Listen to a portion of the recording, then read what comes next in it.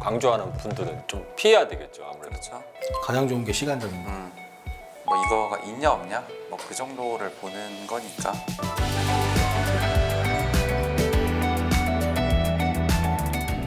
안녕하세요. 오늘도 돌아온 세무사TV입니다. 오늘은 저희가 앞에 노트북을 놔뒀는데요. 인터넷 검색을 하면서 이제 세무사에 대한 인터넷에 어떠한 정보가 올라와 있나 보면서 같이 그냥 얘기를 해보도록 하겠습니다. 지금 저희가 나무위키를 보고 있는데요. 저희가 세무사를 쳐서 지금 나오는 자료들을 보고 있습니다.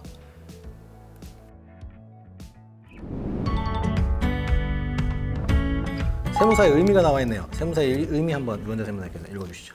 세무사는 공공성을 지닌 세무 전문가로서 납세자의 권익을 보호하고 납세 의무의 성실한 이행에 이바지함을 사명으로 한다. 그렇게 하고 계신가요? 전 세무사 되고 나서 세무사법 1조 2는 죄송하지만 처음 봤네요. 거의 복무신조 같은 그런 느낌이라고 봐야죠. 지금 저희가 하는 직무, 가장 중요한 직무가 세무대리, 그리고 기타 법령상의 직무, 정부부처 기업진단 업무 세 가지로 나오는데 가장 기본적인 세무대리에 대해서 조태기 세무사님이 한번 말씀해 주시죠. 뭐 일반적으로 가장 대표적으로 우리가 하고 있는 기장 업무.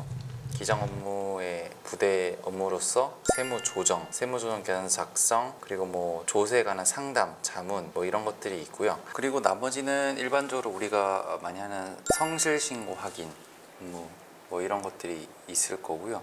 이건 하시는 분도 있고 하시지 않는 분도 있는 것 같은데 기업 진단 있고 보험사무 대행기관 업무 저 같은 경우는 하고 있는데 이것도 많은 세무사님들이 하시고 있는 것 같더라고요.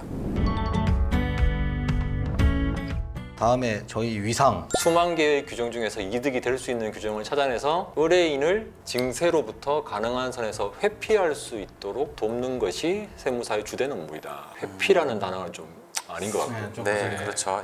저희가 업무를 하다 보면 세법에만 너무 국한해서 맞추는 것보다는 가급적이면 요러한 부분들이 있다라는 거 알려주고 회사에서 선택할 수 있게 하는 게 저희가 봤을 땐 좋을 것 같아요, 사실은. 그다음에 세무사의 도움을 받게 되면 대부분 수입료 이상의 절세 혜택을 볼 수 있다. 그렇죠. 네.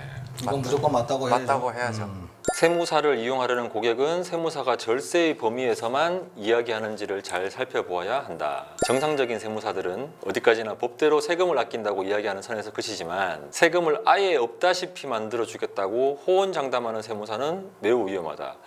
요거는 좀 아시는 분들이 적으신 것 같아요. 아니면 한번 당하신 분들이거나. 위험합니다. 왜냐하면 세법이라는 게 여러 가지 법들하고 다른 법들하고 또 관계도 있고 각 뭐 법인세하고 소득세하고 부가세법 사이에서도 분명히 차이점이 있기 때문에 무조건 되는 건 사실 잘 없어요. 없죠. 그렇죠. 왜냐하면 그 경우 불법적인 수단의 탈세의 영역이기 때문이다. 또한 세무서에서 오래 근무했다는 사실만을 자랑하는 세무사도 반드시 실력을 보장할 수 없다. 그쵸? 너무 경력만 자꾸 내세우는 분들은 이거는 뭐 저 업무뿐만 아니고 영업 활동을 하다 보면 그런 부분들을 좀 강조하는 분들은 좀 피해야 되겠죠, 아무래도. 그렇죠. 잘 썼네요.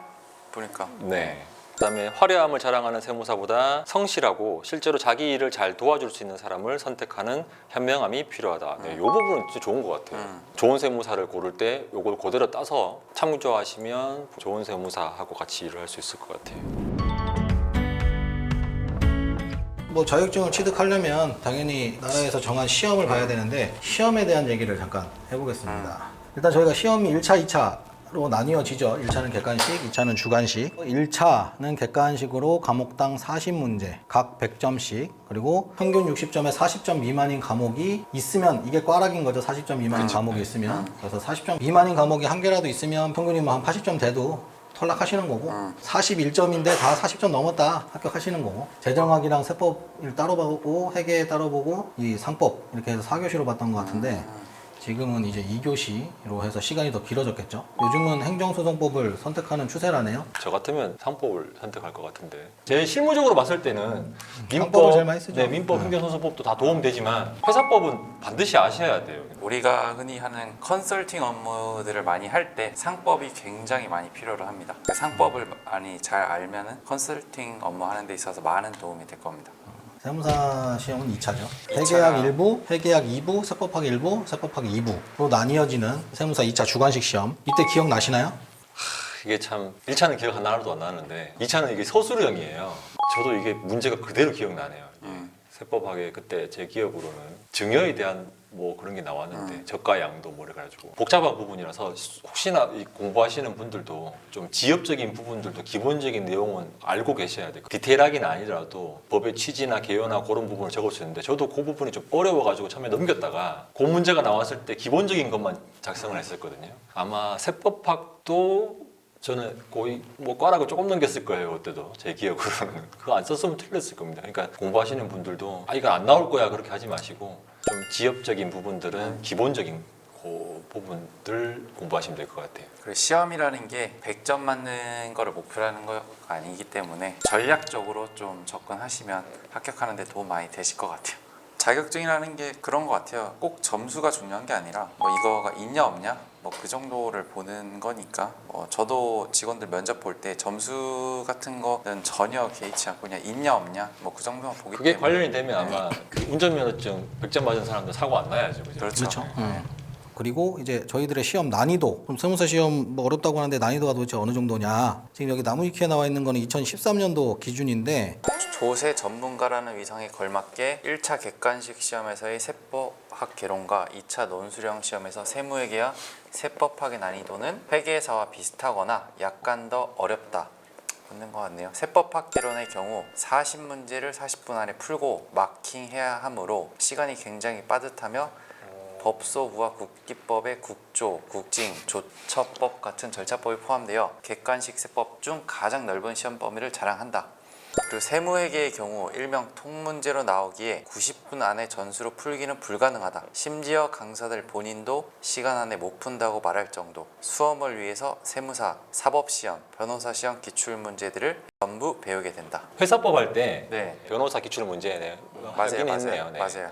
그리고 저희도 세법 회계학 할 때 회계사 네. 시험에서 나온 부분들도 공부했으니까. 근데 회계사보다 뭐 더 어렵다 나오는데 그거는 세법에 국한된 부분이고 그렇죠. 회계에 대한 부분은 당연히 회계사 시험이 더 어렵게 나옵니다. 그러니까 맞아요. 세법에 대해서는 세무사 시험이 더 어렵고 회계에 대한 부분은 회계사 시험이 더 어렵다. 그렇게 생각하시면 될 것 같아요. 근데 여기 이제 응시율에 보면 14%가 합격한다고 이렇게 하는데 사실 여기에 세무사 시험을 공부하는 분들은 기본적으로 경영학이라든지 그런 기본적인 소양들이 다 있으신 분들이 응시하는 거고 처음 응시하는 분들이 그렇게 안 많아요. 다 몇 년씩 공부하시는 분들이고 특히나 2차 시험 같은 경우는 저 14%라는 거는 1차 시험을 합격하고 그리고 그 전해에 1차 시험을 합격했지만 2차 합격 못한 사람들 합친 거라 가지고 세법을 많이 아시는 분들 중에서 저렇게 합격률이 나온 거라서 무조건 100명 응시했는데 14명이 합격했다 그 부분으로 평가하기에는 조금 아닌 것 같습니다.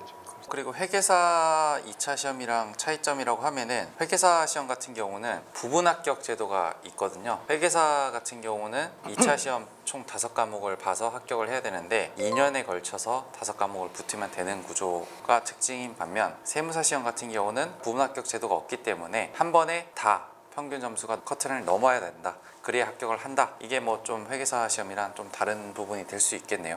가장 좋은 건 빨리 합격하시는 게 최고 좋습니다. 뭐니 해도.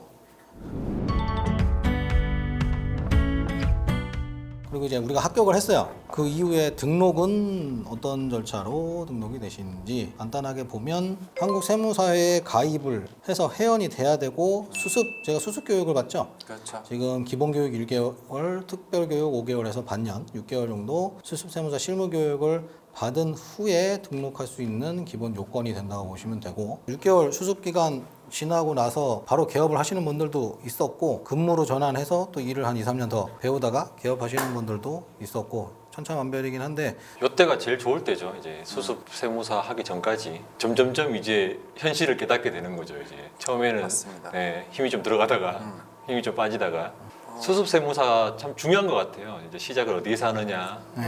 그리고 대부분 그때 같이 근무했던 대표 세무사의 성향이나 그 방법들을 그렇게 배우는 부분이라서 지금은 월급도 많이 올랐죠. 수습 세무사. 지금은 예전 같지 않죠. 저희 때는 네. 뭐 저는 70만 원 받고 이랬었는데 전 저도. 60. 교통비만 받고 이랬습니다. 교통비.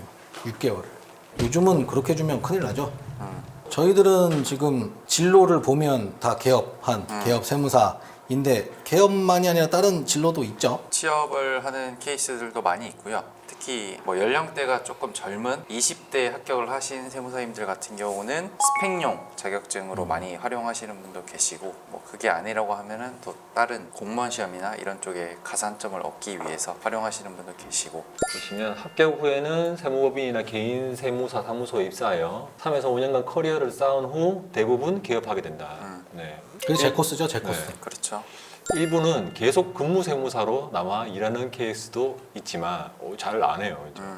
개업하지 않을 것이라면 세무사 자격은 필요가 없다라는 말이 있을 정도로 합격자의 대부분이 결국 개업을 한다. 한국세무사회에 등록된 세무사의 95% 이상이 개업 중이다. 근데 확실히 저희는 개업이 맞는 것 같아요. 개업하고 나니까 좋긴 좋죠. 좋죠. 뭐 시간적인 것도 그렇고. 가장 좋은 게 시간적인 거. 돈을 떠나서 돈도 많이 벌면 좋겠지만 시간적인 거에 구애를 그렇게 크게 받지 않다 보니 그 부분이 좀 메리트가 있는 것 같고, 다른 거 해야 직업은 좋죠. 직업은 좋고 끊임없이 계속 관여를 해야 되고 신경을 써야 되고 그런 부분들이 있기 때문에 연차가 되면 될수록 더 어려워지는 것 같아요. 다른 업종 같은 경우는 이제 내부적으로 돌아가는 시스템으로 이제 가는 거잖아요. 대표는 이제 또 그 대외적인 걸 신경 쓰는 거고. 근데 우리는 계속 대표가 관여를 해야 되다 보니 커지면 커질수록 관여해질 게 더 많고. 이게 이제 회계법인들이나 법무법인들은 독립해산제가 아니고 대부분 뭐 원폼이라고 네. 하는데 세무법인은 원폼이 많이 없거든요. 제가 알기로는 그렇게 되는 이유가 결국은 어떤 시너지를 발휘하면서 같이 그렇게 하는 부분도 물론 중요한데 세무사 업무는 끊임없이 하나하나 다 챙겨야 되는 부분이라서 맞습니다.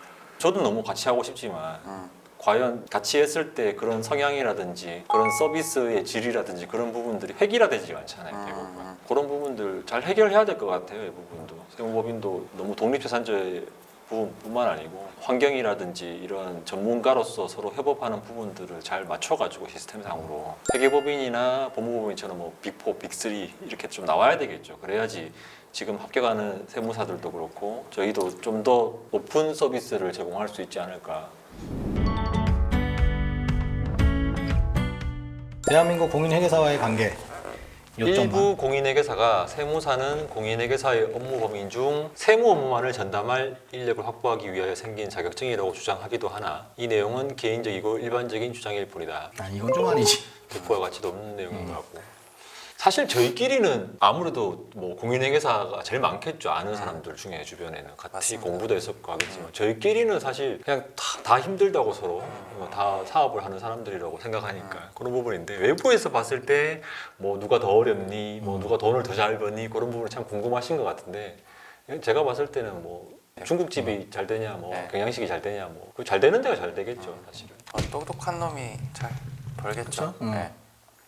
네, 오늘 내용은 여기까지고요. 저희가 오늘 나무위키를 통해서 세무사에 대해서 좀 더 자세히 알아봤는데 이 기회를 통해 세무사에 대해서 더욱더 자세히 알 수 있는 시간이 되었으면 좋겠습니다. 오늘 세무사TV 정보가 유익했다면 좋아요와 구독 꼭 눌러주세요. 감사합니다.